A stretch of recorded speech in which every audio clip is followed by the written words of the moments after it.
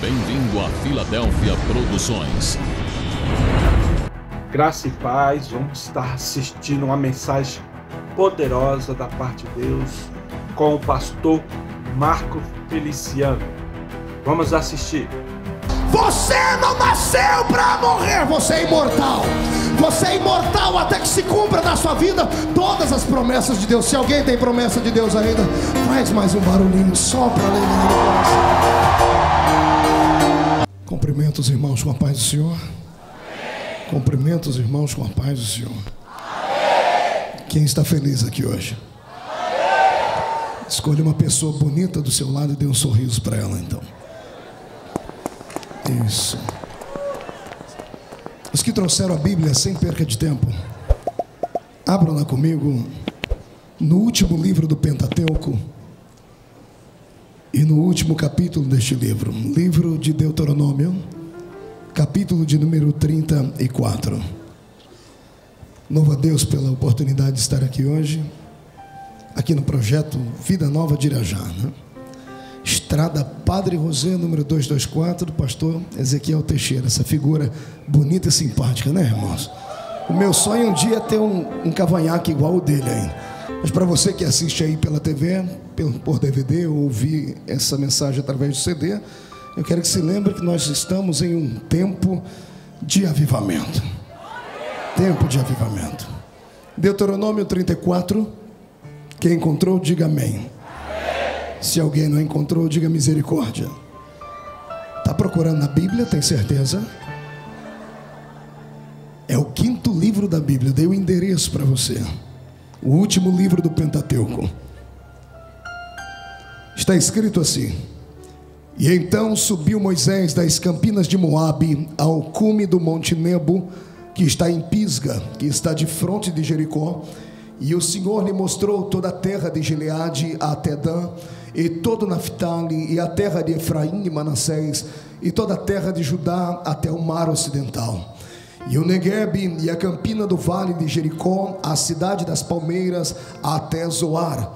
E disse-lhe o Senhor: Esta é a terra que sob juramento prometi a Abraão, a Isaque e a Jacó, dizendo: A tua descendência a darei. Eu te faço vê-la com os teus próprios olhos, porém não irás para lá. E assim morreu ali Moisés, servo do Senhor, na terra de Moabe, segundo a palavra do Senhor. E este o sepultou num vale, na terra de Moabe, defronte de Bet-peor. E ninguém sabe até hoje o lugar da sua sepultura. Tinha Moisés a idade de 120 anos quando morreu. Não se lhe escureceram os olhos e nem se lhe abateu o vigor. E os filhos de Israel prantearam a Moisés por 30 dias das campinas de Moabe. E então se cumpriram os dias do pranto no luto pela vida de Moisés. Amém, igreja? Feche a Bíblia, coloque no banco, coloque na cadeira. Pegue na mão de alguém bem perfumado do seu lado agora. Atravesse o corredor, a faixa de Gaza, pegue na mão da pessoa que está do outro lado. Aperte a mão do seu irmão com carinho até ele falar aleluia. Feche os seus olhos e vamos orar. Pai, nós te exaltamos e te glorificamos. Se o culto terminasse agora, Pai, eu já havia recebido a minha porção aqui. O louvor que os seus filhos aqui fizeram, entronizaram o seu nome. Meu coração está compungido com a sua presença, mas eu acredito que o Senhor ainda tem um tapete de revelação para caminharmos por ele.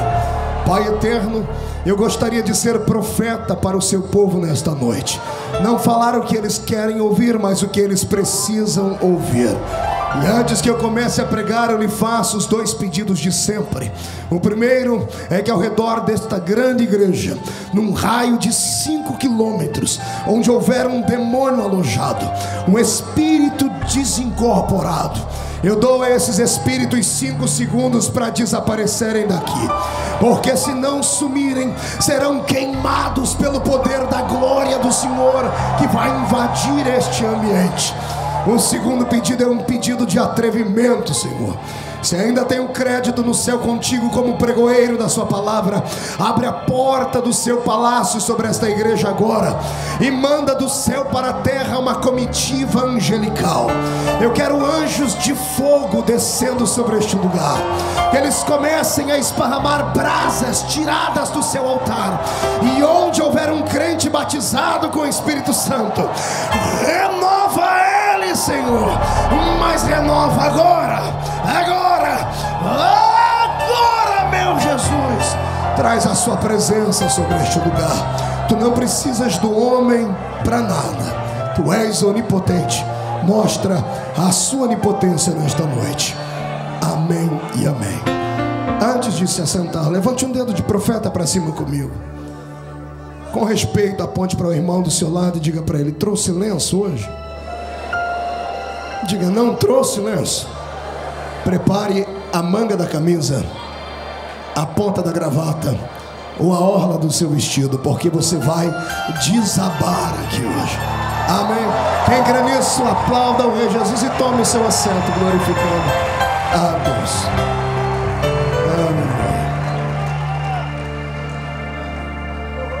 Amém. Glória a Deus. Deus é fiel. Senhoras e senhores, noiva do Cordeiro, simpatizantes da nossa fé, amigos, obreiros, quando o pastor Ezequiel apresentou os pastores, eu me senti na convenção de novo. Está todo mundo aí, né? Deus tem uma palavra que vai nos tirar hoje do limbo, que vai nos colocar de pé e que vai nos fazer sair daqui hoje com tanta unção e autoridade, que algumas pessoas, se não se controlarem, vão acabar perdendo o rumo da sua casa nessa noite aqui. Eu profetizo que alguns receberão asas e voarão até os seus sonhos. Só quem acredita nesse pregador maluco aqui, dê um grito de glória, mas daquele pro inferno inteiro. É a segunda reunião que prego hoje, e essa deve ser a reunião de número 290 e qualquer coisa esse ano. Pregamos quase todos os dias e às vezes 2, 3 vezes por dia. Hoje de manhã o Senhor nos deu uma mensagem muito profunda que mexeu até eu fui renovado, pastor Ezequiel. Até eu fui desafiado. Você já pregou para si mesmo? Hoje aconteceu isso comigo. E eu vim naquele espírito, eu falei: Senhor, me disseram que a igreja do pastor Ezequiel é daquela igreja que a tampa da chaleira voa para cima. Não é o pregador que tem que jogar fogo no povo, é o povo que joga fogo no pregador. E eu já vim preparado. Então, já que essa igreja tem tanta graça e glória, o Senhor disse: filho, você vai levar uma palavra diferente. Você vai falar hoje sobre algo que vai mexer com o íntimo, com a alma, que vai trabalhar os sentimentos, treinar o espírito, e aqueles que saírem desta reunião entendendo a mensagem, sairão ao encontro com uma faixa de campeão para a eternidade. Você crê nisso? Então, enquanto eu estou me aquecendo, aqueça suas cordas vocais de novo, dê mais um grito de glória ao nome do Senhor Jesus. O que nós temos nas mãos nessa noite e ouvimos com os nossos ouvidos é um dos textos mais lindos da Bíblia. Um livro atribuído a Moisés, o último livro do Pentateuco. Isso aqui é um mistério grande. Moisés foi o único homem da Bíblia que escreveu acerca da sua morte, que antecipou todos os fatos, porque se atribuímos a ele o escrito do livro de Deuteronômio, temos que entender que foi ele quem escreveu sobre a sua morte, sobre o seu sepultamento, sobre o seu desaparecimento da terra. A história desse homem acaba se confundindo com muitas histórias que estão aqui hoje reunidas.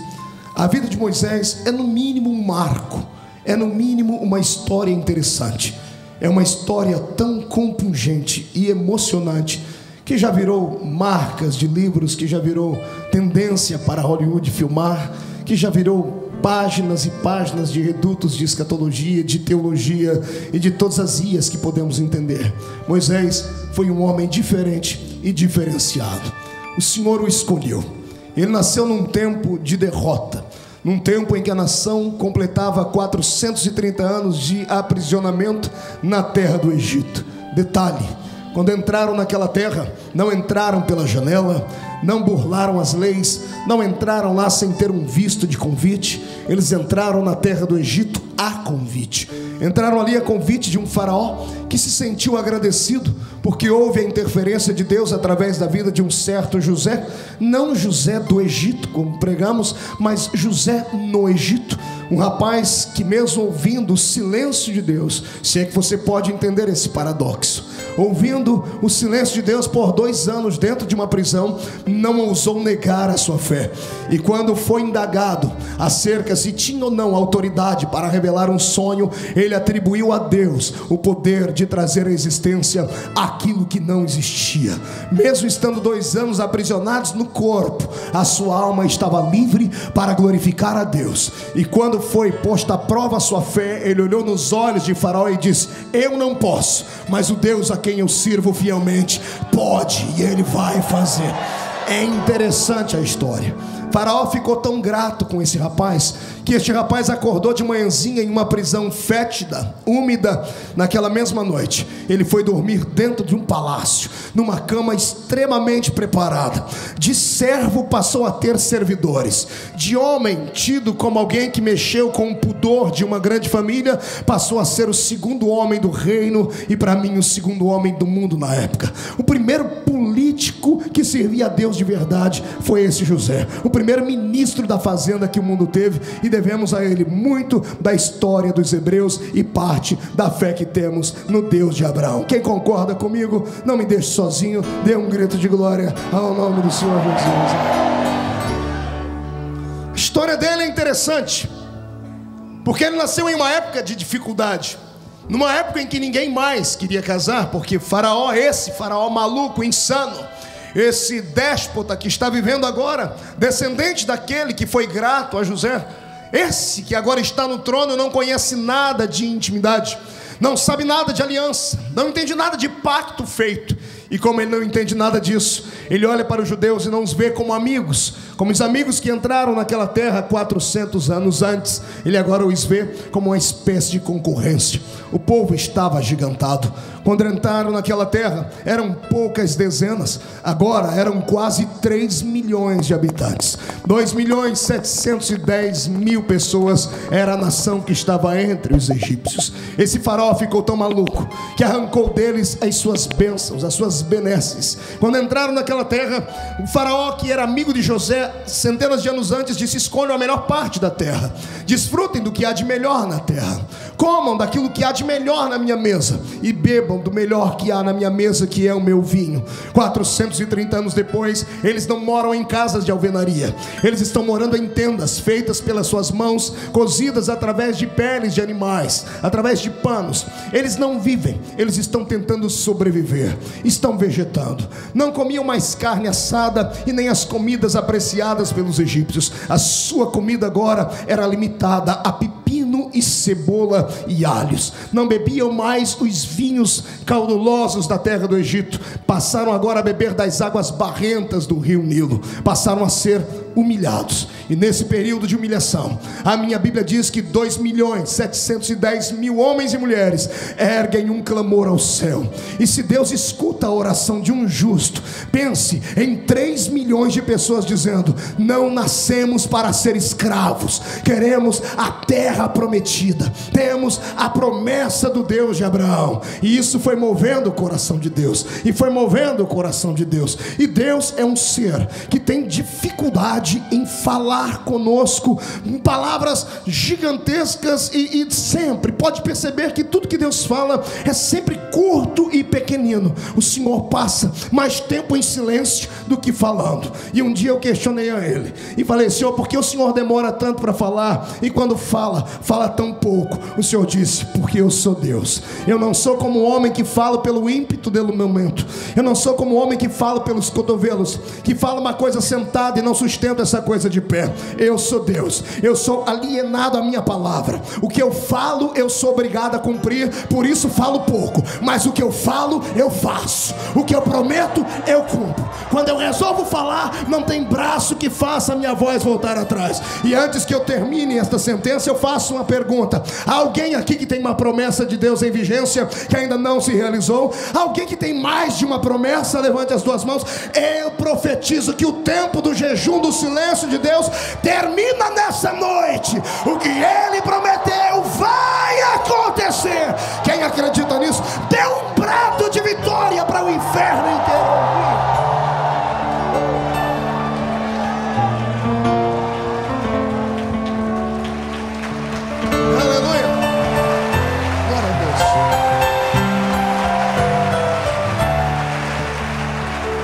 Glória a Deus. Eu sou igual carro-álcool, viu? É difícil pegar, mas depois que pega a gente vai embora. Nesse tempo de clamor, o Senhor olha na terra e procura entre as 12 tribos de Israel uma tribo que tivesse coragem. Coragem para ir contra o pensamento de Faraó, que havia decretado agora uma lei marcial dizendo: os judeus não vão mais prosperar na terra. Se nascer um filho homem, vai ter que morrer. Como nenhum judeu queria ter filha mulher, porque para eles isso era uma espécie de peso da mão de Deus. Quem conhece o Velho Testamento sabe que o Velho Testamento é extremamente machista.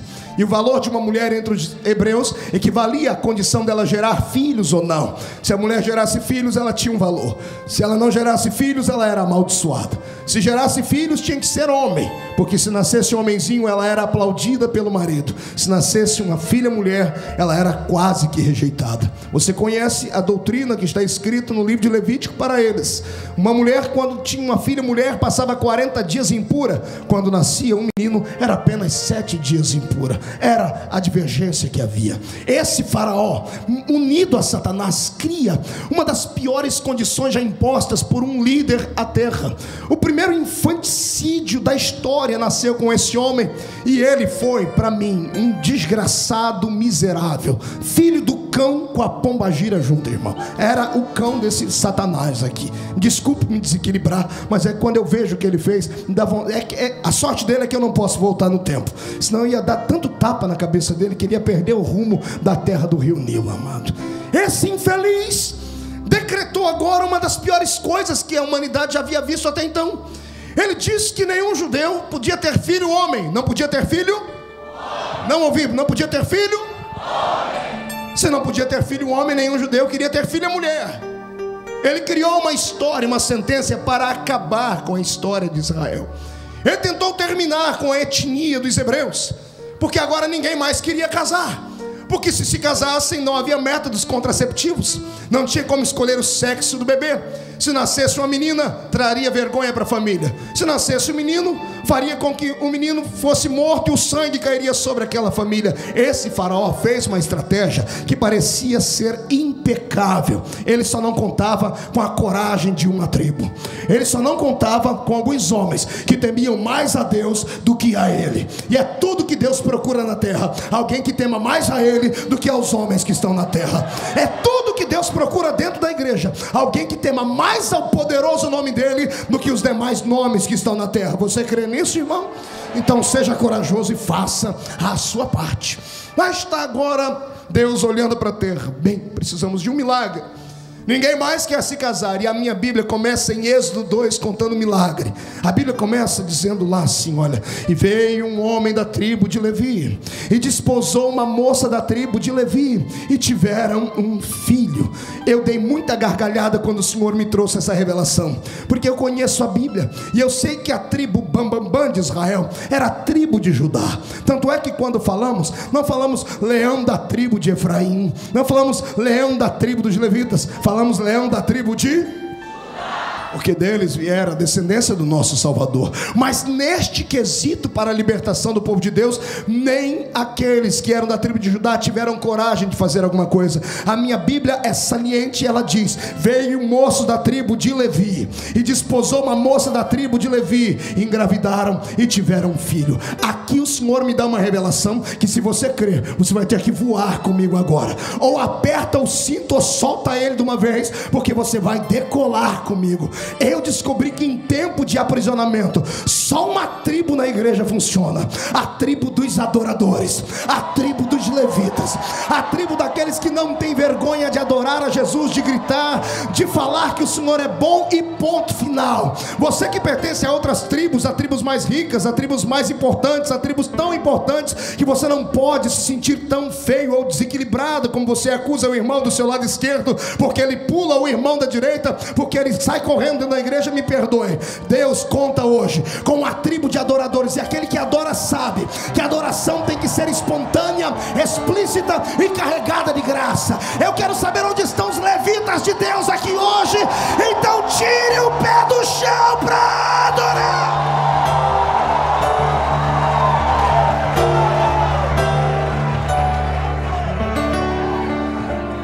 Eu traço o perfil desse líder pela tribo que ele veio. Você, se estudar a história, você vai ver que a tribo de Levi era uma das tribos menos importantes de Israel.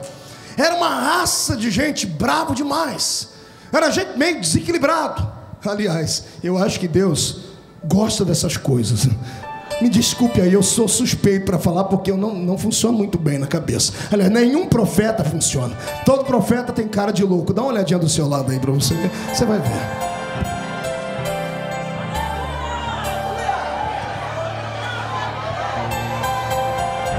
Oh, glória!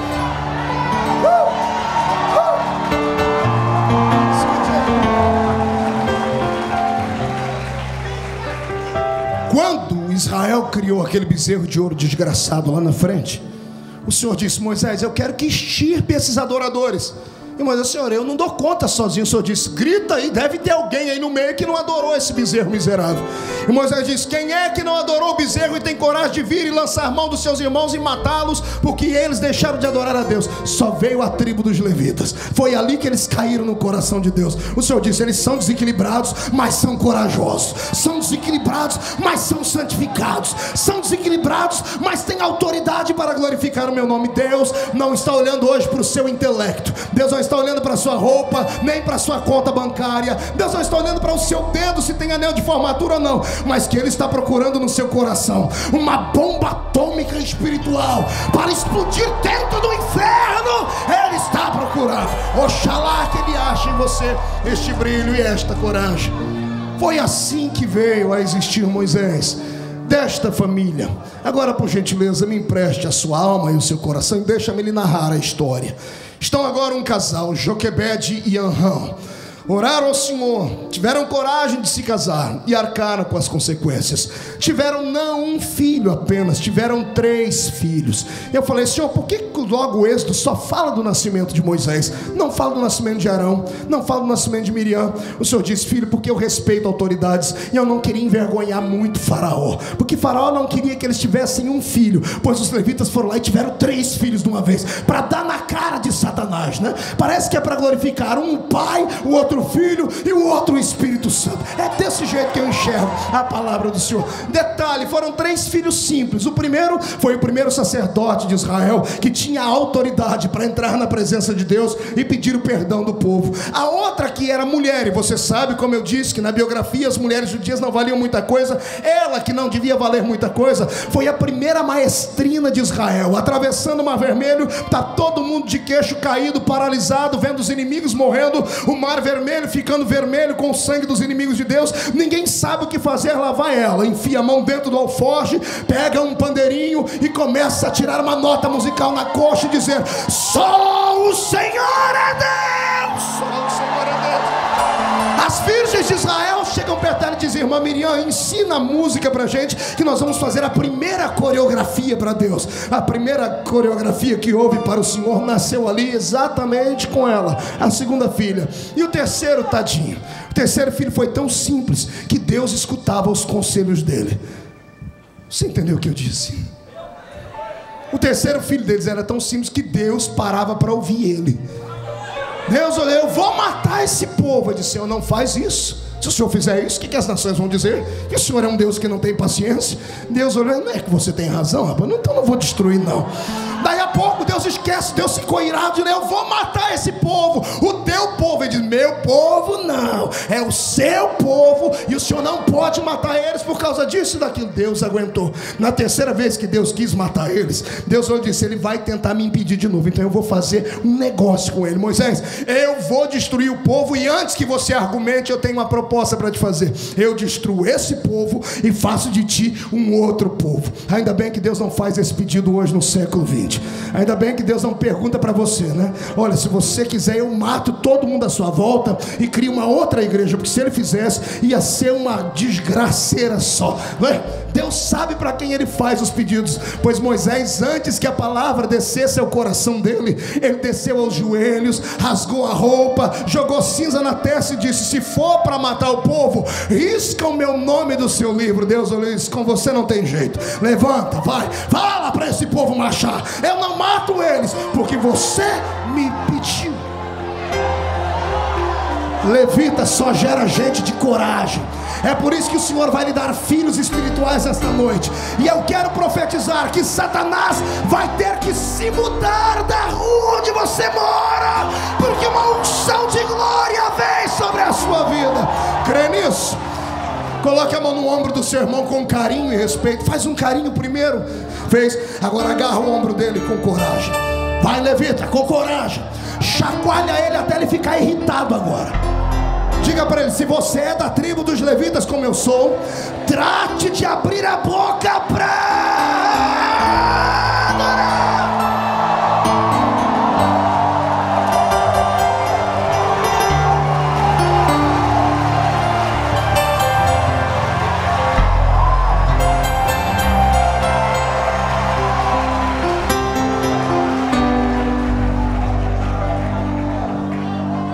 Joquebede está grávida.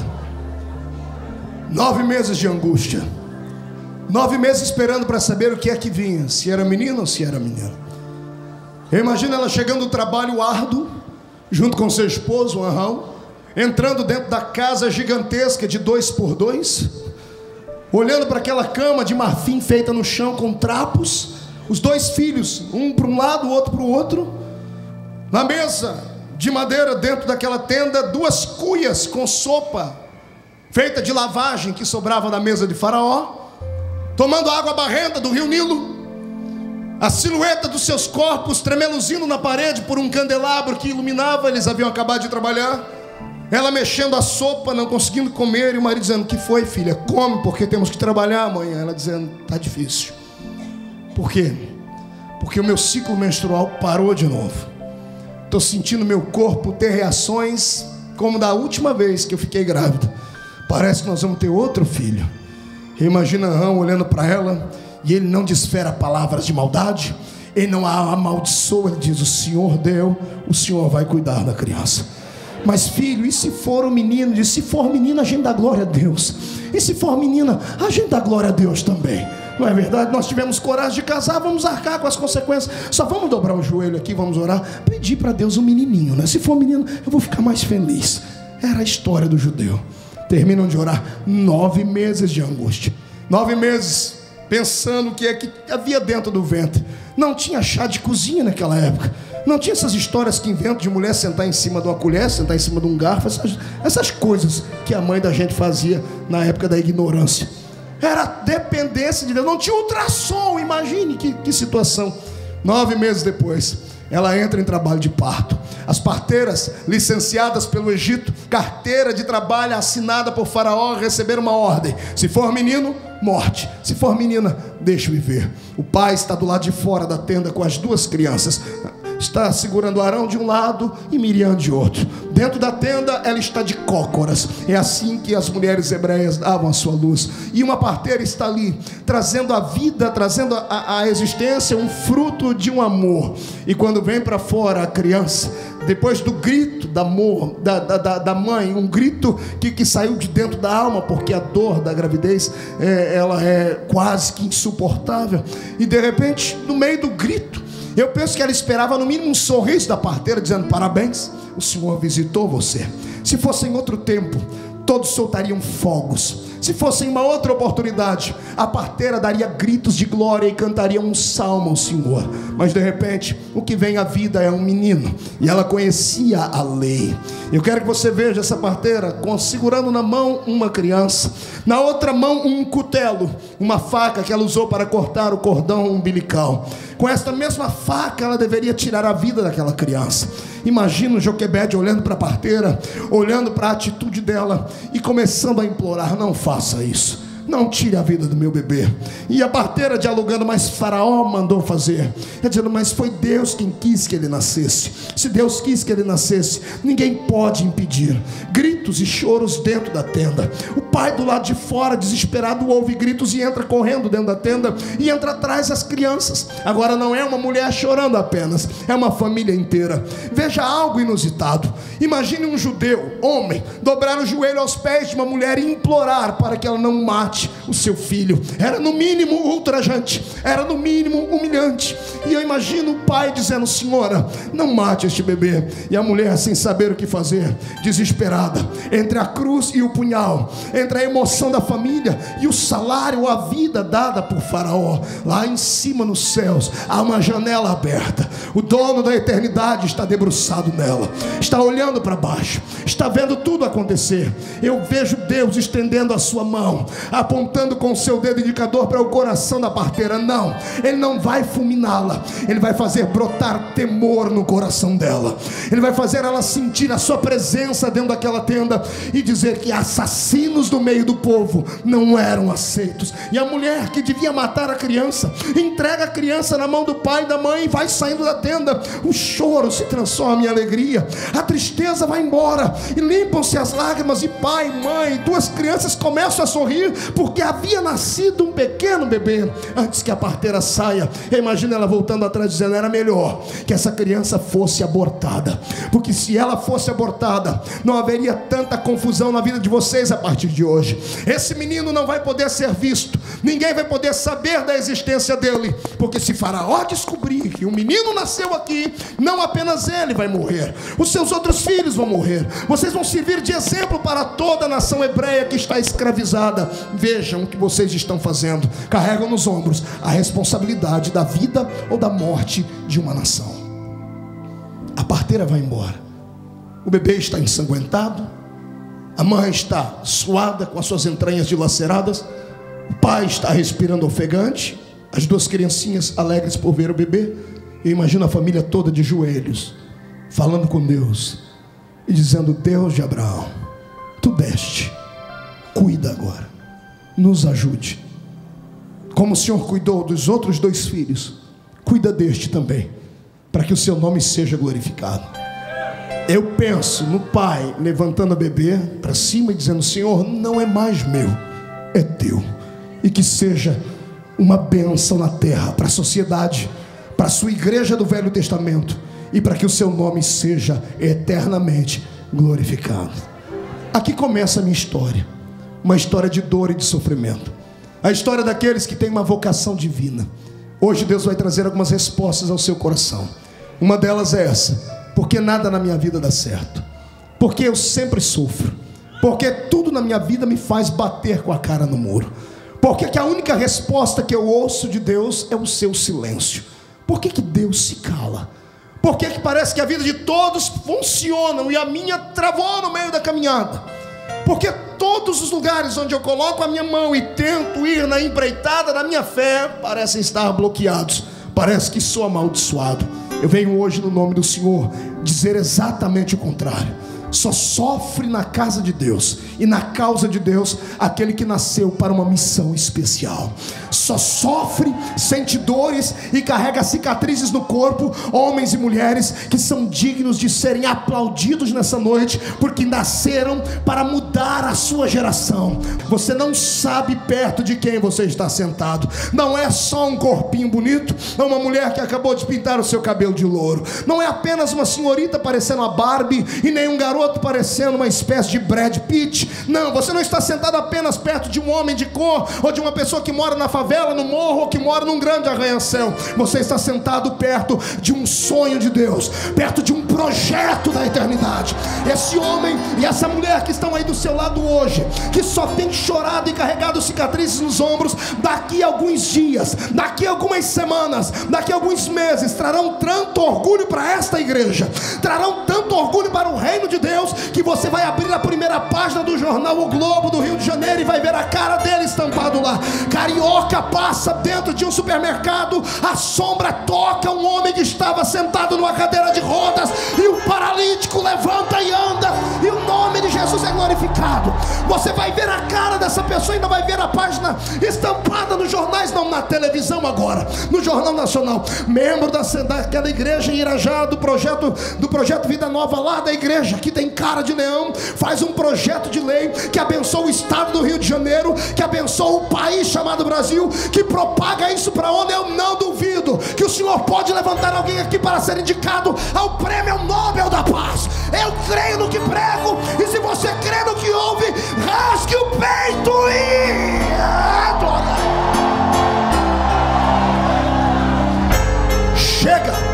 Chega de vir para a igreja pensando que é o verme do carrapato. Chega de vir para a igreja se arrastando, pensando que é o patinho feio da história. Para de ficar olhando para o espelho todos os dias com um lencinho na mão e sentindo pena de si mesmo. Você não foi escolhido para isso. O Senhor investiu na sua vida e investiu muito alto. O meu Jesus jamais investiu em lugar errado. Sabe por que ele nunca comprou uma sepultura para ele? Sabe por que ele teve que ser enterrado numa sepultura emprestada? Porque ele jamais investiria naquilo que ele não teria mais utilidade. Para que comprar uma sepultura se 3 dias depois ali ia ficar vazia? Sabe por que você está aqui? Porque você é o projeto do investimento de Deus. Você é muito mais do que pensa. Se você crê nisso, bate no peito agora. Eu quero ouvir barulho. Bate no peito, murcha a barriga, estufe o peito, olhe para a pessoa do seu lado e diga: eu não sei você. Diga: eu não sei você, mas eu sou especial. Não, se é especial, diga: eu sou especial. Diga para o seu irmão: você ainda vai ouvir falar muito da minha vida e da minha história. Se você crê no que você acabou de dizer para si mesmo, então sinta a majestosa presença do Deus que te escolheu aqui nesse lugar.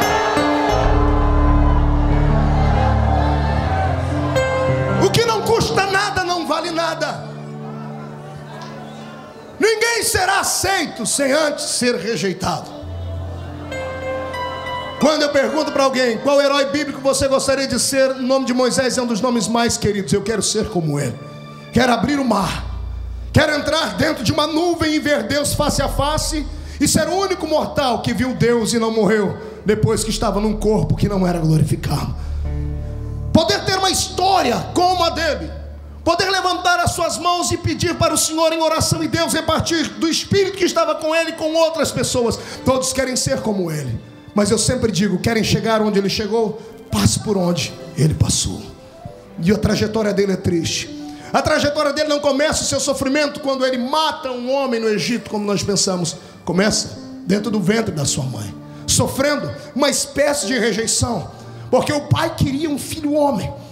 Se fosse uma menina lá dentro, ela já deveria, segundo Freud, ter nascido com complexos, e complexos que somente o tempo e a psicanálise poderiam trazer a cura. Quando vem a existência, o menino tem 3 coisas que lhe são tiradas. Primeiro, o brilho do sol. Toda criança, todo ser vivo precisa da luz do sol, do calor do sol. É por isso que as mães pegam seus bebês e levam para tomar banho de sol, porque isso vai trazer uma certa cura para alguns tipos de fungos que podem vir sobre a criança. Todo ser vivo precisa do sol. Moisés não podia ver a luz do sol quando criança, porque se saísse de dentro de casa e alguém visse aquele bebê, eles começariam a contar, iriam dizer que o bebê estava vivo. Se chegasse na voz ou no ouvido de um dos soldados, esse bebê veria morte. Moisés, quando o bebê não podia ver a luz do sol, Segundo, se não podia ver a luz do sol, também ninguém podia saber da sua existência. E foi roubado o maior direito que uma criança tem, o direito de chorar. Só mãe entende de choro. Só mãe sabe quando o choro é de dor, quando é de birra, quando o choro é de rejeição, quando o choro é porque está com dor ou que está com fome, coisas assim. A linguagem do bebê. Pense que quando Moisés ia chorar, um pano como esse tapava a sua boca, porque vizinhos não podiam saber da existência dele.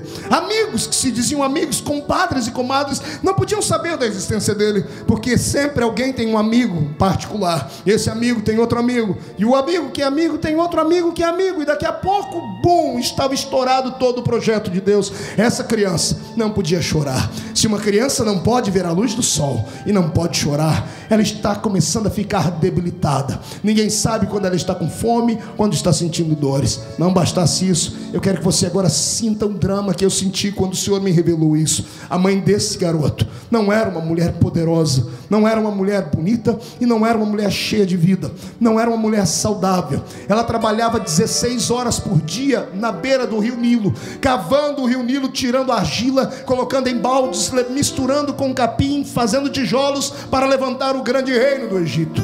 Essa mulher tinha sua pele queimada pelo sol, desgastada pela vida. Não bastasse isso, não podia tomar leite, não bebiam mais vinho. Você lembra da comida que eu disse que eles comiam? Pepino, cebola e alho e a água barrenta do rio Nilo. Comiam aquilo que sobrava da mesa de Faraó, lavagem todos os dias. Se uma mulher que não tem alimento para si, como vai alimentar o seu bebê? Eu imagino ela tentando amamentar o seu filho e os seus seios murchos e o seu corpo deteriorado pelo tempo. Esta criança estava fadada à morte. Até os pais, porque agora Faraó havia apertado o cerco. Quando nasceram os outros meninos, os outros 2 filhos, ele havia apenas falado sobre morte. Agora ele estava atuando, segundo a história paralela a essa. Se ele estava atuando, era muito mais difícil agora guardar a existência dessa criança do que dos outros 2 filhos. Se essa criança não podia ver a luz do sol, não podia comer uma comida abençoada, porque se a mãe não tinha, como ela daria a criança? Se não podia ver a luz do sol, nem a família acreditaria que ele sobreviveria, porque ele tem 3 meses de idade. Quantos meses? E nem a mãe nem o pai colocam nome nele. Onde você já viu isso? Uma mãe e um pai terem um filho e não escolherem um nome para dar a ele. Por que não dar o nome a um filho?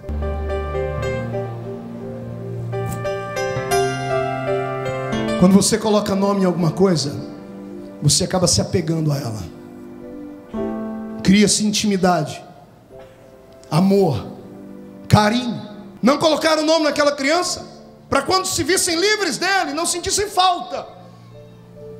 3 meses depois, a família esperava a morte do bebê. Era isso que eu creio que iria acontecer. Sem luz, sem comida, sem poder chorar. A criança era para estar debilitada. 3 meses depois, o Senhor a surpreende. Entra na família, a minha Bíblia diz, e o bebê estava formoso, saudável e bonito. Aí eu tenho que encher o meu peito de ar para glorificar a Deus. Porque quando Deus quer, não interessa mais quem não quer. Porque quando Deus escolhe, não me interessa quem vai se levantar para perseguir. Quando Deus vai com a cara de alguém, pode se levantar quem quiser. Levantam para cair. Não tem homem na terra, não tem anjo no céu e não tem demônio no inferno capaz de bloquear o projeto que Deus escreveu para a sua vida.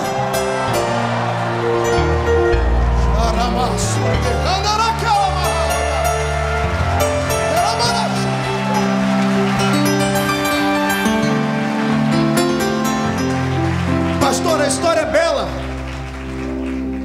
mas ninguém nunca me deixou sem chorar. Ninguém nunca ficou sem me dar comida, pastor. Eu não carrego sequelas e traumas porque eu não vi o brilho do sol. A história é bonita, mas não tem nada a ver com a minha vida. Será que não? Você nunca teve aquelas reuniões de família que cá para nós são intragáveis, onde começam a falar do passado? E a mamãe olha para você hoje, robusta e bela, e diz assim: você não sabe como você nasceu. Foi colocada numa caixinha de sapato desse tamanho. Quantas pneumonias duplas? Como foi aquele quase do carro que lhe atropelou? A queda dentro de uma cisterna? Qual foi a doença mesmo que lhe agravou e você foi uma criança difícil de crescer como as outras? Nasceu de 5 meses, como é que foi a história?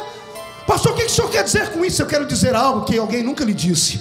O diabo não sabe o futuro, mas ele não precisa saber o futuro para ver quando Deus está agindo. Quando o diabo olhou para os olhos de Deus e viu a sua mãe grávida, ele viu Deus brilhar. Quando ele percebeu que Deus olhou diferente para sua mãe, ele veio contra você. Tem gente que perseguiu desde a infância. Tem pessoas que carregam sequelas na sua alma desde o ventre da mãe. E ao invés de fazerem disso um trampolim para crescerem, fazem disso uma sepultura para caírem lá dentro. Pois eu venho hoje em nome de Jesus lhe dizer que os seus sofrimentos não serão vergonha no livro da sua história. Pelo contrário, eles vão te dar uma força, um empurrão tão grande hoje, que os demônios que te olhavam de cima para baixo até hoje te humilhando, se quiserem te enxergar amanhã, vão ter que comprar um par de binóculos, porque você vai estar voando nas asas das águias. Você nasceu para ser grande. Se você acredita nisso, eu quero ouvir você gritar até ficar rouco agora. Vai lá!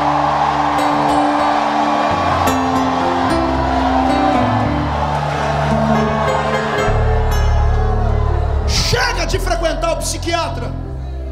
Pare de gastar com psicanalistas. Pare de ficar tentando entender porquê das coisas. Aceite a vida como ela tem sido e tente mudar a sua história. Não seja um covarde. Não seja um ser humano que não vive, que vegeta. Não seja um ser humano vencido pela depressão. Você é cheio do Espírito Santo. Eu li sobre a depressão em um site americano. A maior autoridade sobre esse assunto diz assim: a depressão é um estado de espírito, é uma doença na alma. Se é uma doença na alma, pode tomar todos os remédios que for. Esses remédios vão mexer apenas na sua adrenalina, vão lhe colocar de pé ou lhe fazer dormir, mas depois, quando passar, a dor vai permanecer. Você é cheio do Espírito Santo. Como pode um crente cheio do Espírito Santo ficar deprimido? Eu ordeno que esses espíritos que te prendem arrumem as malas e caiam fora da sua existência a partir de agora. Ah, pastor Marcos, o senhor não sabe da minha história. Pare de se lamentar, ou coisa ruim. Pare de ficar olhando de vir para a igreja e procurar aqueles profetas de plantão, já com o lencinho na mão, ficar na frente do púlpito assim, esperando uma palavra revelada. Você anda com um caderninho no bolso, tem o telefone de 800 mil profetas. Fica ligando para isso toda hora, irmão. O que Deus tem para mim falar? Deus tem para te falar que você é para você tomar vergonha na cara e se levantar do chão, porque você não foi feito para cair. Derrota não é coisa de cristão. A Thalita cantou aqui. Ah, Jesus. Ah, pastor, o senhor fala isso porque o senhor é um rapaz bonito. Obrigado. O senhor se veste bem. Muito obrigado. Mas quem vê cara não vê passado. Eu tinha todos os motivos do mundo para ser pior do que você 1 milhão de vezes. Nasci de uma família tão torta que só o carpinteiro de Nazaré para endireitar ela, pastor. Minha mãe, com 15 anos de idade, aprendeu uma profissão macabra. Ela era fazedora de anjos. Sabe o que é isso? No interior, lá onde eu nasci, na Vila Tatu. Não ria, por favor. Eu falei para não rir. Ela abortava bebês. Ela aprendeu essa profissão porque ficou órfã. Foi morar com uma mulher que fazia isso. Mamãe tinha no currículo dela a morte de mais de 150 crianças. De filhas de empresários, de filhas de políticos a filhas de prostitutas. Ela tinha todo o equipamento. E quando eu tinha meus 5, 6 anos de idade, por descuido dela, ela deixou a porta do guarda-roupa aberta e eu vi toda a parafernália. Era de fazer qualquer homem que faz filme de terror ficar arrepiado. De arame, agulhas de tricô, ervas, remédios e coisas mais, para provocar aborto. Aí quando a mamãe engravidou de mim, ela namorava um português muito bonito e que não valia nada. Era o meu velho pai. Eu acho que eu herdei a minha beleza dele. Olhos azuis, 1,80 m, só no tamanho que não funcionou, mas... E ele disse para ela: se esse menino nascer, eu largo de você porque eu tenho família. E a minha mãe, obediente, foi no hospital e tentou a primeira vez o aborto. Tentando o aborto, foi levada às pressas para o hospital ensanguentada. O médico conseguiu segurar a gravidez. Passou algum tempo, ela tentou de novo o aborto, porque o meu pai continuou insistindo: se ele nascer, eu paro de cuidar de você. Ela voltou para o hospital machucada de novo, e o médico segurou de novo e disse: olha, está com um sangramento grande, essa criança é forte demais, não quer morrer. Na terceira vez que ela entrou, o médico sentou com ela e disse assim: moça, não tente mais, porque agora ele já está grande e vai prejudicar a sua saúde. Se ele morrer, morre você também. Essa criança está toda machucada, a cabeça está cheia de ferpas, de buraquinhos, de picadas. Não sei como é que ele está vivo ainda. E a minha mãe, um dia em casa, num surto de ira, começa a esmurrar a barriga, dizendo: por que eu não tiro essa desgraça de dentro de mim? Minhas tias contaram essa história. E minhas tias, que não eram crentes, e não precisa ser crente para saber quando o milagre está em andamento, disseram para ela: se ele não morre, é porque alguém lá em cima não quer que ele morra. Nasci, fui 8, 9 meses dentro de uma estufa, todo machucado. Eu era garoto, tinha os meus 7 anos de idade, e eu ganhei um presente, uma caixinha de engraxar sapato. É o meu troféu, tenho ela no meu escritório até hoje lá. Uma caixinha de engraxar sapato. Ela era tão grande e pesada quando eu era garoto, e hoje ela mal cabe no meu ombro. E quando eu olho para aquela caixinha de engraxar, eu tenho boas memórias, boas lembranças, e algumas tristes. Uma delas foi de um dia que eu entrei na casa de um cidadão lá na minha cidade, chamava Doutor Amador. Vou parar por aqui porque não existe só um, tem vários, né? Se ele assistir a fita, ele não vai se sentir ofendido. Mas era um homem importante da minha cidade. Ele tinha 12 pares de sapato, ou era 14, já não lembro mais. Eu sei que eu engraxava os sapatos dele todo sábado. E um dia, engraxando o sapato dele num canto, ele com a família aqui numa mesa almoçando, eu vi quando ele disse para o garoto, o filho dele, o Júnior, dizendo assim: filho, você tem que aproveitar a vida como seu pai tem. Tem que se alimentar, tem que comer, tem que estudar. Eu vi quando o pai dele disse: está vendo aquele garoto ali? Eu sempre fui muito curioso. Meu olhinho estava ali olhando na caixinha de engraxar sapato, mas as minhas anteninhas estavam ligadas sempre. Estava captando tudo que estava acontecendo ao redor. E aquele homem disse para o filho dele: está vendo aquele garoto? Não tem pai. Do meu RG eu trago até hoje o nome do pai, 2 risquinhos. O famoso filho bastardo. Só tem o nome da mãe. Ele disse: está vendo aquele garoto? Não tem pai. Sabe qual é o futuro dele? O futuro dele é ser um trombadinha. Ele mora aqui em cima, em 2 cômodos, em 12 pessoas. Era assim que a gente morava. Era uma tribulação, pastor Ezequiel, de noite. Tinha vez que eu acordava e ia coçar minha perna. Eu gritava: mãe, eu estou coçando e não estou sentindo a minha perna. E a minha tia gritava: você está coçando a minha perna. Era tristeza. A gente era tão pobre que panela e pinico era tudo a mesma coisa pra gente. Você ri porque não era você. Ô tristeza. Ai Jesus, cada lembrança. E eu me lembro que ele disse aquelas palavras, disse que eu seria um trombadinho. Aquilo entrou dentro do meu peito e eu quase explodi em choro.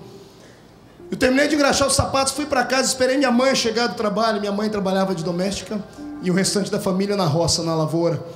Quando minha mãe chegou, eu disse: mamãe, eu vou ser trombadinha quando eu crescer. Minha mãe não sabe ler nem escrever até hoje. Ela olhou para mim e disse: por que você está perguntando isso? E eu comecei a chorar. Disse: porque o doutor que eu engraxo o sapato disse para o filho dele que eu vou ser trombadinha quando eu crescer. E minha mãe olhou para mim, levantou meu queixo e falou: pare de chorar, moleque, pare de chorar. Eu disse: mas mãe, ele disse que eu vou ser. Minha mãe disse: você vai ser aquilo que você quiser ser. A escolha é sua.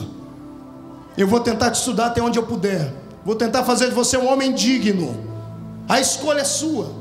É você quem sabe o que você vai ser. É você quem vai traçar a sua história. Se você quiser ser o que ele disse, você será. Mas se você quiser ser um homem importante, você será um homem importante.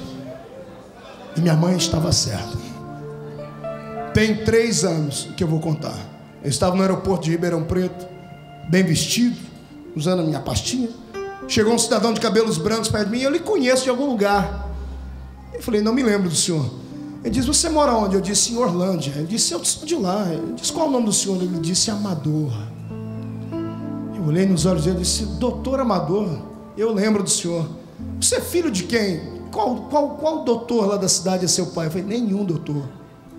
Ele olhou para mim, você me conhece como? Eu disse, eu engraxava os seus pares de sapato. Eu era aquele garoto. Ele olhou para mim e disse assim, o que aconteceu com você? Você é vendedor? Eu disse, muito mais que vendedor.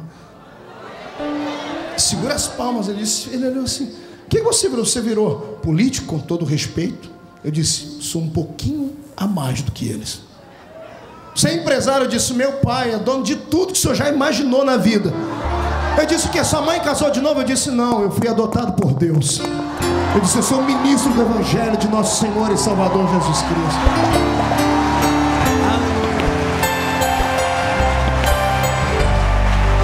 Ele olhou para mim, isso há 3 anos, disse assim, é a primeira vez que você vai voar? Tá com medo? Eu disse, não, eu já tenho umas 2.000 viagens naquela época já. Oh, você vai voar para onde? Você está indo para São Paulo? Eu disse, não, eu acho que eu estava indo para Londres naquela época. Você já viajou muito disso? Naquela época era só 30 e poucos países, hoje já são 53. Ele disse, o que aconteceu com você? Eu disse, tudo isso graças ao Senhor. Eu disse, mas eu nunca te ajudei com dinheiro. Eu disse, não, mas o Senhor me ajudou com palavras. O Senhor disse para o seu filho que eu seria um trombadinha. Ele engasgou. Ele quase infartou. Ele tentou dizer não. Eu falei, doutor, não estou lhe acusando, eu quero lhe agradecer. Peguei na mão dele, muito obrigado. Porque aquelas palavras me fizeram perguntar para minha mãe o que eu seria. E a minha mãe disse, você vai ser aquilo que você quer ser.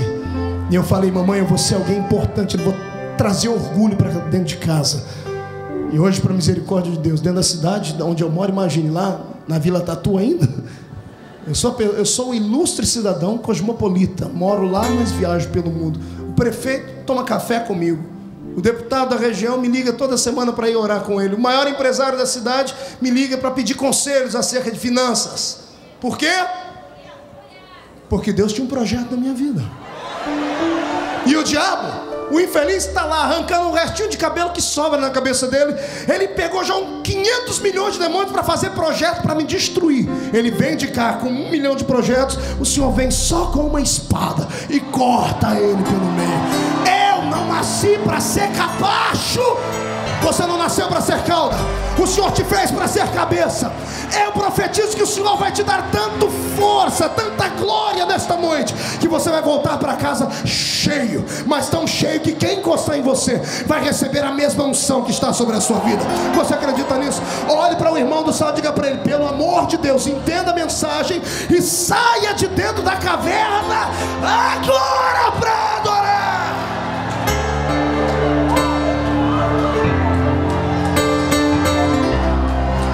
Pastor Ezequiel, estou sentindo um cheiro diferente. Estou sentindo por antecipação um cheiro de fogos de artifício para comemoração. Esse será o melhor Natal da sua vida. Esse será o melhor final de ano da sua história. Janeiro vai começar com tanta graça, com tanta glória, você não vai ter que pedir mais nada emprestado para ninguém. Vai ter até para emprestar. Eu profetizo que todos os demônios que mandavam na rua da sua casa, vai anotando o nome deles: Zé Pilintra, Zé Pilantra, Exu Caveira, Tranca-Rua, Preto Velho, Nega Velha. Os que forem inteligentes não vão se mudar da rua da sua casa, vão se mudar do estado do Rio de Janeiro, porque não vão suportar a glória que estará em ti.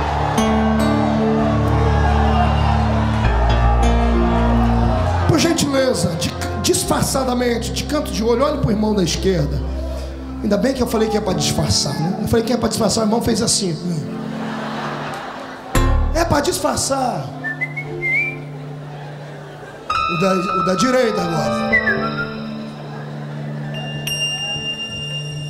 O que é que você vê aí do seu lado? Um perdedor?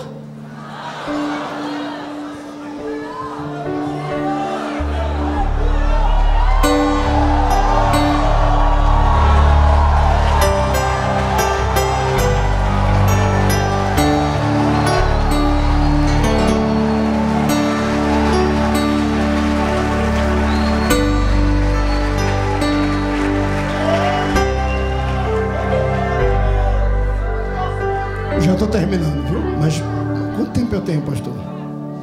Fale isso não, porque eu sou problemático com o microfone. Eu vou até meia-noite aqui.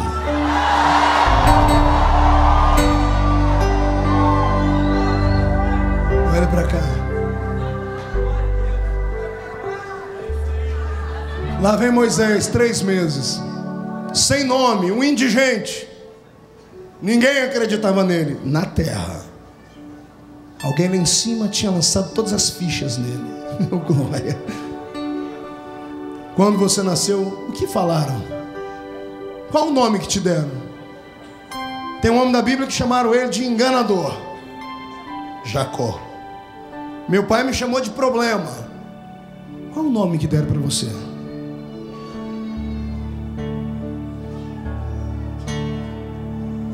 Esqueça tudo que falaram sobre você. Pastor, me chamaram de Jacó. Fique tranquilo, qualquer dia desse Deus vem te contar qual é seu nome de verdade. Nem que seja no Val de Jaboque, você coxo de uma perna. Ele vai olhar para você e vai dizer: seu nome não é Jacó, você não é enganador, você é príncipe, é Israel. Você nasceu para brilhar. Pastor, e aí? Pastor, aí jogaram ele dentro das águas do rio Nilo. Como naquela época não tinha celular, Satanás tinha um outro método de comunicação, porque o diabo não é onipresente, não pode estar em todo lugar ao mesmo tempo. Então as informações que ele tem são truncadas e não é celular, é via demonecular. É um demônio, vai falando para o outro no telefone sem fio. Eu imagino a notícia chegando lá onde ele está, pastor Ezequiel, olha, escapou um. E ele está onde? Está nas águas do rio. Mas vocês são trouxas mesmo. Ele está dentro das águas do rio Nilo. Vai lá, agita as águas. Ei. Se o diabo não respeitou Jesus na polpa do barco, dormindo, ele ia respeitar um bebezinho desse tamanhozinho. Mostra o tamanho do bebê para o seu irmão. Desse tamanhozinho. Fale para ele, desse tamanhozinho. Eu li um livro um dia desse, a história de Moisés, escrito por um filho do cão, que ele tentou ajudar Deus a fazer um milagre. Ele disse que Miriam amarrou uma linha no cestinho de Moisés e ficou na beira do rio. Coisa ruim. Meu Deus, precisa de ajuda de alguém para fazer milagre. Essa aqui não é a quarta do milagre. Você já sabe, Deus é mestre em milagres. Ele cria situações milagrosas, entende? O menino está dentro do rio Nilo. Imagina os demônios vindo, soprando, e vento de cá e vento de lá, ondas batendo no cestinho. Olha dentro do cestinho, tem uma criancinha lá dormindo, e estivesse acordada chupando o dedo, ou gritando, bué! Pentecostal de berço já, né? Ou minha mãe dizia, contos de mãe, que criança quando está paradinha no berço ou na cama, ela fica brincando. A minha mãe disse que os anjos vinham brincar com a gente. Então imagine lá Moisés brincando, dadá, gugu, e Deus lá de cima, dadá, gugu. Imagina os anjos dizendo, o pai enlouqueceu, brincando. A criança está para morrer, ele está dizendo dadá, gugu. Eu imagino, vocês não sabem quem é aquele ali, ó. Esse é o problema das criaturas. Eles só veem o presente. Deus olhava para ele e não via o bebê. Deus via ele com a mão levantada, aberta, e o mar vermelho aberto, e o povo atravessando. Deus via ele dar de dedo na cara de Faraó e falar: deixa o povo ir, ou você vai se ver com o poder do Deus que me vocacionou. Deus olhava para ele e enxergava o futuro. É isso que faz Deus te suportar, crente. Por que você acha que você não morreu ainda? Por que você acha que Deus não te destruiu ainda? Você já viu como você é chato? É cri-cri de galocha. Você dá azia em sorrisal. E por que você ainda fica aqui dentro? É porque Deus vê o futuro. Ele fala: hoje eu suporto aqui, mas lá na frente vai me dar um lucro violento. Está entendendo? Você vai dar lucro para o reino de Deus. Pega essa palavra profética, enche o peito e dá mais um grito.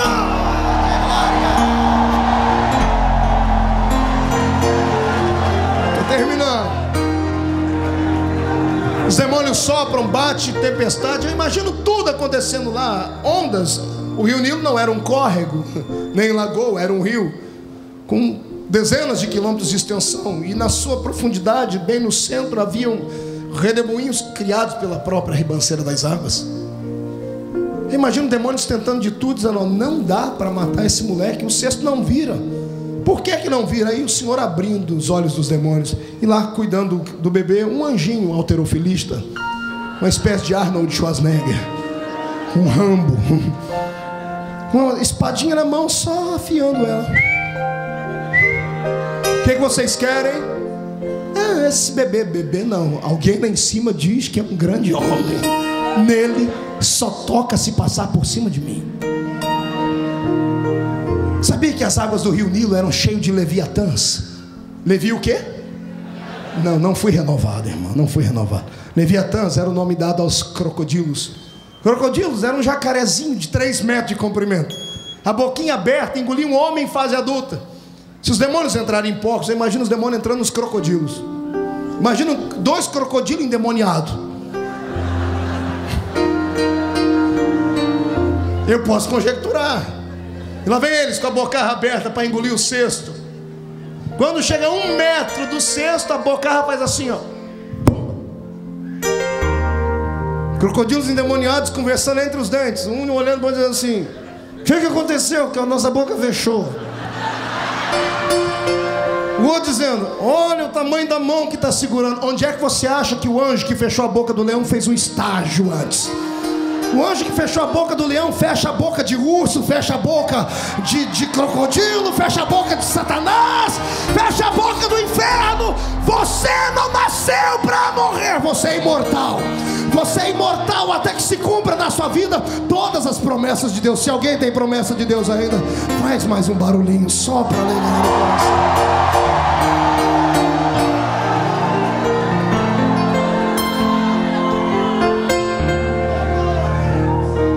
Está sentindo que você não é o único que sofre? Amado, eu sinto em te dizer, mas você não é a bala que matou John Kennedy. A única.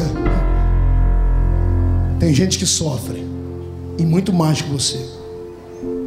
O seu sofrimento pode ser convertido em uma grande e poderosa chamada de Deus. É você quem escolhe. É você quem escolhe como vai sair daqui de dentro hoje. Só dizendo: poxa, aquele pregador é um verdadeiro animador de plateia. Ou você vai dizer: ó, Deus usou ele como profeta para a minha vida. É você quem vai dizer como é que vai dormir hoje, de novo. Você vai dormir sentindo saudades das pessoas que estavam do seu lado, se sentindo um bichinho de Jacó, escondido num canto, tomando o seu Lexotan. Ou se você vai dobrar o seu joelho e vai falar: Senhor, amanhã quando eu abrir os meus olhos, eu quero enxergar o meu futuro, Pai. Eu profetizo. Meu pai, antes de morrer, me ensinou uma sentença: quem pode manda, e quem tem juízo obedece. Eu posso hoje, porque eu estou com o microfone na mão, eu mando. Se tem juízo, me obedeça. Levante a mão e receba pela fé um telescópio espiritual do futuro. Deus vai colocar nos seus olhos a visão do que será a sua vida amanhã, e não será essa bagatela miserável em que você vive hoje. Eu profetizo que você, o seu ministério, a história da sua vida será grande. Os capítulos da história da sua vida estão apenas sendo escritos. O capítulo do sofrimento, do silêncio, da tristeza termina hoje. Começa um capítulo novo hoje. O capítulo da glória, da graça, da essência. Se você crê, tome posse, deposita no peito e fica de pé comigo, por gentileza. Poxa, não cheguei nem nos 40 anos de Moisés. Eu queria chegar nos 120. Pegue na mão do seu irmão.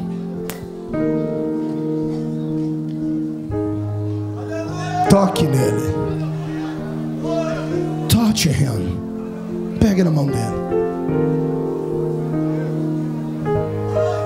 Eu conheço uma pessoa pelo toque da mão dela. Essa pessoa que está segurando na sua mão só assim, encostadinha com os dedos assim, com a mão boba, só aí ela já mostra toda a insegurança que ela tem na vida. Então, por favor, segure firme na mão do seu irmão. Quem é o diabo para se meter com você depois de hoje? Quem é Satanás para tentar ditar alguma coisa para a sua vida? Você não é comum. Você não está aqui só de passagem. Você não veio à terra para encher linguiça. Você não veio para ficar fazendo parte dos descamisados e dos favelados espirituais da vida. Deus tem um projeto sobre a sua existência, e eu quero estar de pé para aplaudir o que Deus vai fazer na sua vida daqui a alguns anos. A diferença entre os que fracassam e os que têm vitória está na escolha, em uma atitude, em aproveitar uma oportunidade. Agarre a sua hoje. E você que não tem nome, que é indigente, que não teve leite materno para te sustentar direito, que não teve sol, que não teve uma família com coragem para colocar um nome em você, que foi jogado nas águas dos rios, será adotado hoje. E será adotada por filha de rei. Você que dormia no chão junto com os outros e ninguém acreditava na sua vida, hoje à noite vai dormir dentro de um palácio. Você que não tinha nome vai receber nome de poder em Moisés. Qual é o nome que eu disse? Segura a onda aí. Moisés significa tirado das águas. Águas na Bíblia tem um monte de significados, e um deles é luta, um deles é morte. Jesus pisando sobre as águas, Jesus pisando sobre os demônios e a morte. Você vai ser tirado da morte hoje. O Senhor vai te tirar do seu sofrimento e das lutas. Vai receber um nome que vai ser conhecido na história. E daqui a alguns anos alguém vai contar a sua história num púlpito como esse aqui. Eu te vejo de frente, eu olho para você e te vejo brilhar. Resplandece, crente. O Senhor te fez para vencer.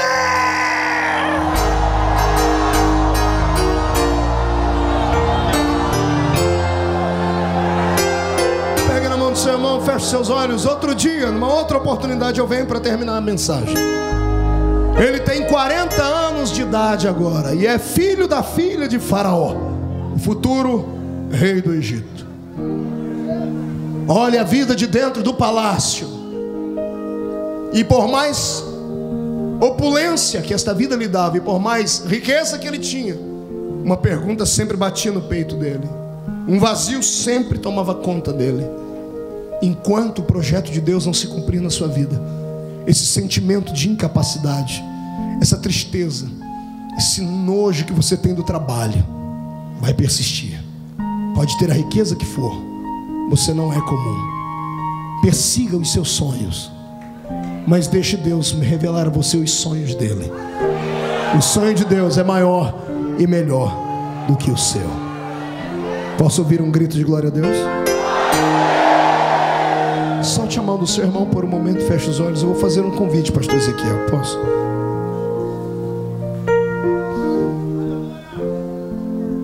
O silêncio de Deus dura uma noite. Deus se cala por um momento e se afasta por segundos.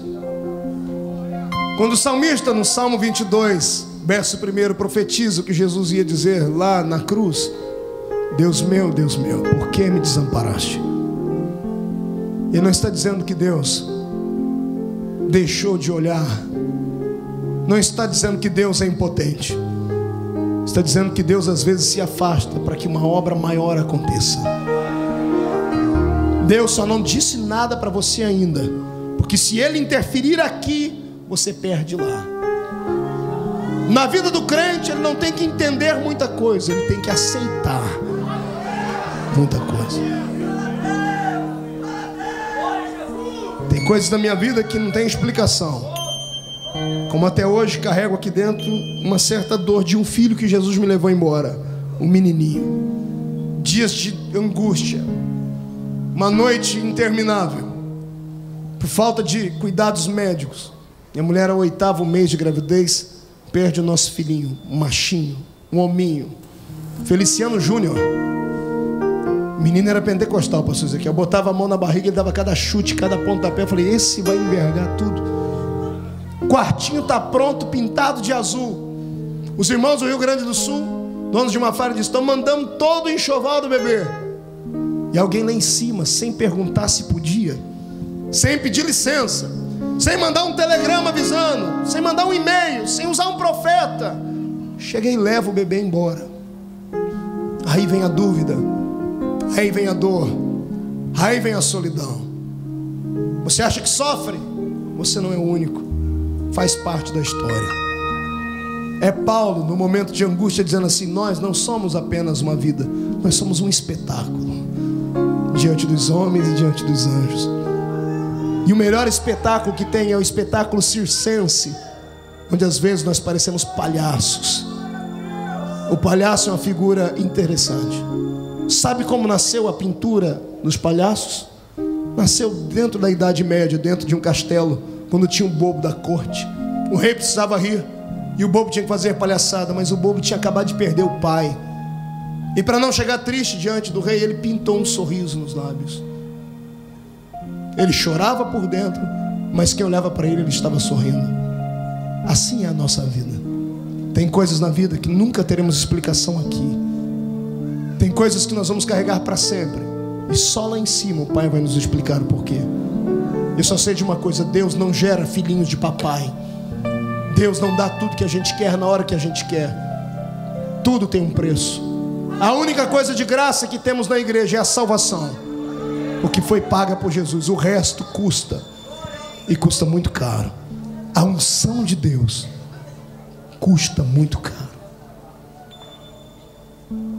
Dor faz parte do processo. Sofrimento é uma matéria apenas da grande faculdade da vida.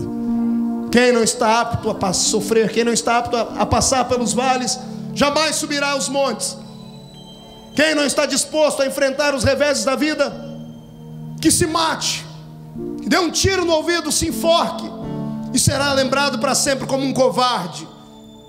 Agora, se você tiver coragem de encarar a sua vida e de peito aberto viver o dia seguinte, você verá para ver o Senhor Deus lá na frente explicar: filho, aquela tempestade era só um copinho de água. Feche seus olhos. Quando a sua fé é posta em prova e o Senhor te deixa sozinho, Ele está testando seus limites. De tudo que eu passei na vida, a morte do meu filho foi a coisa que mais me abalou. 2 da manhã, eu dentro do carro, a minha esposa agarrada na barriga, o médico dizendo: olha, o bebê morreu por falta de cuidados, nós não tínhamos mais plano de saúde. Eu dirigindo o carro, ela tirando a mão do volante, botando na barriga dela, dizendo assim: você não é homem de Deus, ora para Deus ressuscitar o seu filho. Eu já tinha fitas de vídeo com paralíticos andando, pessoas vomitando cânceres no ministério que o Senhor me deu. Já tinha sinais e maravilhas. Eu parei o carro, botei a mão na barriga dela, eu pedi a Deus para trazer o bebê de volta. Sabe como Deus me respondeu? Assim, ó.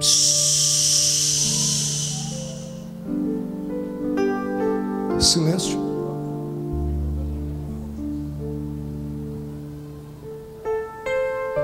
Aguenta, crente. Suporta, Moisés. Porque a obra que Deus tem na sua vida é muito grande. O tamanho da sua prova, multiplique por 1000, é o tamanho do que Deus tem na sua vida. Aguenta. Está caído, vem se arrastando, mas não para. Não dá o gostinho de Satanás dizer assim: destruí mais um, paralisei mais um. Não. Se levanta, sacode a poeira, aguenta a dor no peito e vem, encara a vida, e você terá um nome na história. Deus não me deu aquele filho, mas Ele me deu um ministério, que naquele dia, com aquela história, já ressuscitou 1 milhão de outros filhos, de pessoas que estavam mortas. Às vezes o sacrifício vem para uma obra maior e mais nobre. É por isso que Deus está te provando. Não, Ele não te abandonou, Ele só está em silêncio. E como Ele é invisível, a gente não sabe onde Ele está, mas Ele está mais perto do que você pensa. E nessa noite, pastor, eu profetizo que Ele vai descer da nuvem, vai se aproximar de você, vai sussurrar no seu ouvido dizendo assim: aguenta o tranco, não dá brecha para Satanás, porque eu vou te levantar na terra com autoridade. O tempo da vitória está chegando. Feche seus olhos. Eu quero aqui na frente só gente que sabe que está passando pelo vale, dores, sofre desde a infância, nada na vida dá certo, já pensou em parar, já pensou em abandonar, já pensou em suicídio. Pastor, mas é vergonha, todo mundo vai saber da minha vida. Não estou nem aí para o que os outros vão pensar. Eu quero você aqui na frente, porque o seu compromisso é com o Pai.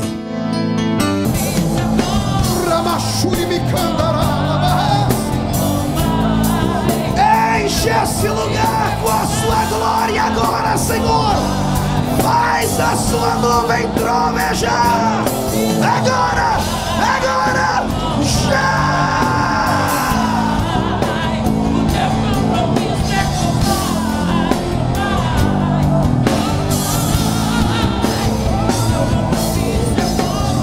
Ramassuri de Candarabá, Xarabá.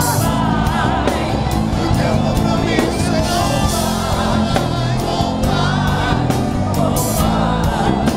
na vida passada.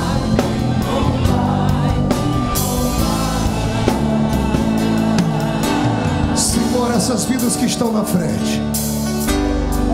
Eis aqui os Moisés. Eis aqui os guerreiros. Eis aqui os libertadores. Eis aqui os levitas que vão voltar para casa cheios da sua glória. Lá no meio permaneceram, Pai, aqueles que já têm a plena convicção da sua chamada. Lá atrás, Senhor, estão os guerreiros imbatíveis da sua obra. Eu quero que o Senhor derrame sobre eles agora uma unção de proteção tão forte, que eles comecem a encandecer. Eu quero que correntes sejam quebradas, portas sejam abertas. Eu profetizo, ó Pai, que toda arma forjada contra eles não prosperarão. Se levantarem 11.000 demônios contra eles, 1.000 cairão ao seu lado, 10.000 à sua direita, mas eles não serão atingidos. Solte a mão do seu irmão, levante as duas mãos para cima, chacoalhe elas. Estou terminando. Chacoalhe. Escolha uma pessoa, olhe para ela nos olhos e chacoalhe a mão sobre ela. Diga para ele assim: olha as minhas mãos. Está vendo isso? Símbolo de liberdade. Hoje eu tenho unção da libertação nas minhas mãos. Pai, coloca uma brasa de fogo nessas mãos agora. Uma brasa de unção agora. Eu quero que você abrace o irmão e profetiza sobre ele que ele nasceu para a vitória. Enquanto você profetiza, a gente diz que o nosso compromisso, Thalita, é com o Pai. O teu compromisso é com o Pai, com o Pai,